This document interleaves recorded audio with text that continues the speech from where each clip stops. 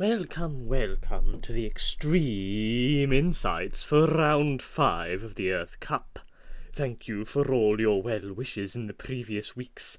I'm well recovered from the rot now, and there almost certainly won't be a bias in my commentary against the Nurgle team because of it. But either way, let's get into the meat of things. First, let's look at the matches of the week. We open with a clash of titans. The defending champion human team have got off to a rocky start in the league, and are looking to prove they still deserve to be at the top, with a win against upstart newcomers, the Toho All-Stars. I needn't remind you that this matchup last week was a 5-touchdown thriller, so I'm expecting big things between these two teams. It'll be a close and exciting one, folks. Our second match of the week is more for entertainment than value. Not to say that the other match won't be entertaining, but this one, my goodness. Halflings versus the Goblin-enhanced Orcs should be just as funny of a matchup as Halflings versus Goblins is, and with all the shenanigans to boot. Thanks to lifting weights like he lifts profit margins, Jim from accounting is now just as strong as the Treemen, which will only make things spicier. Next up is the more regular games, and oh boy do we have a snooze fest first up. Two highly armoured, slow, punchy teams facing each other. Boring. Let's hope some of them haven't skipped arm day recently and can score some heavy hits, cool injuries and spicy deaths, lest the whole crowd falls asleep.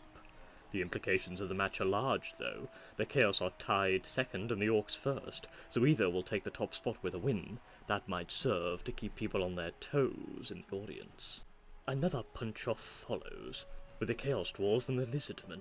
This one won't be quite as soul-draining, though. The Skinks and the Bull Centaurs have a habit of making things interesting.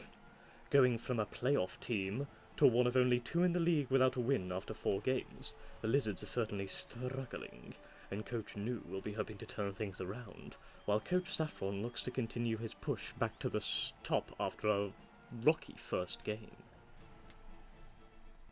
The final team tied for second place is up next, the Kislevites. They play a team that has a good chance of ending their little run since the start of the league, the Undead.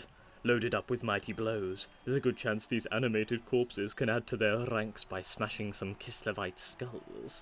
But then again, there's an equally good chance that the leaping loonies are too agile for them and come away with the game. This one is one to keep an eye on, folks. It could go either way. The Goblins carry the league's hopes and dreams on their back for this next one. I'm sure I speak for us all when I say we hope they kill as many of the putrid players from the Nurgle team as possible.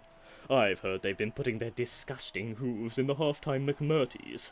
How unacceptable to tarnish a sacred Blood Bowl half-time tradition like that. Go get 'em, Coach Cath. Get your first win. That was unbiased. I don't know what you're on about. And finally, we've got another potential zinger in much the same way as the Kislev versus Undead game. The Dwarves, although with less mighty blow, are more than capable of clearing out these elves, and having the Slayers use their dauntless fighting style on the Treemen is always a spectacle.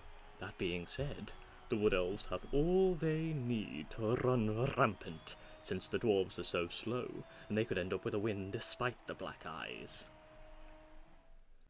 That's all for our games this week, folks, and I tell you what, it's wonderful to be back behind my microphone. Remember to tune in for the Radical Roundup later this week, and stay healthy.